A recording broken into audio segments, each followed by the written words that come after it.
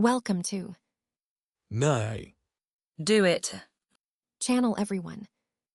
Okay, wow. Episode 2026-0321. And we are diving straight into a fascinating paper today. The title is a mouthful.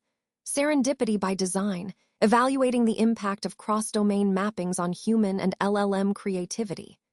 JJ Jiyoung, help me out here. What does that even mean in, human words? Of course, Isabel, let's break it down. Cross-domain mapping is a fancy term for a classic creativity trick. You take something from a completely unrelated area, say, an octopus, and force yourself to apply its properties to something else, like a backpack. The serendipity by design part means trying to engineer those lucky, unexpected connections that lead to breakthroughs. Exactly, it's the what if a backpack had the grip of an octopus tentacle kind of thinking. The paper's core question is brutally simple. Does this trick work to boost creativity? And more importantly, does it work the same way for humans and for large language models like me and JJ work with every day? So they tested it. How did they do that? Don't leave me hanging. The methodology was quite elegant. They had both human participants and several LLMs perform the same task: generate new, innovative features for everyday products, a TV, a backpack, things like that. But they gave two different types of prompts. One was the cross-domain prompt. Use this random thing like a cactus to inspire a new feature for a television. And the other was a more standard user need prompt. Basically, think of an unmet need a user has and design a feature for it. This was the control condition. Then they measured the creativity and originality of the ideas that came out of both prompts for both humans and AIs. Okay, so what's the tea? What did they find? I'm on the edge of my seat. The results were intriguing and a bit surprising. First, for humans, the cross-domain trick worked reliably. Being forced to use a random, distant analogy like a GPS or an octopus actually led to more original ideas compared to just thinking about user needs. It pushed them out of their usual thought patterns. But for the LLMs, it was different. On average, the LLMs generated ideas that were judged as more original than the human ideas overall. A sobering finding for us humans, perhaps. Whoa. However, and this is the crucial part, the cross-domain mapping prompt did not give the LLMs a statistically significant boost.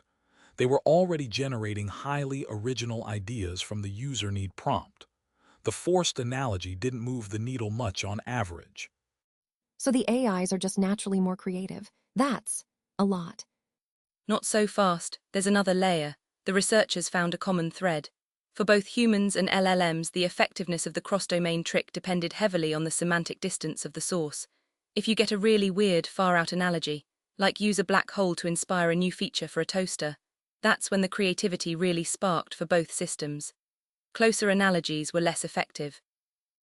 Oh, so it's not that the trick doesn't work for AIs. It's that they need a bigger, weirder push to get the same benefit. Because maybe their usual thought is already pretty broad. That's a very insightful way to put it, Isabel.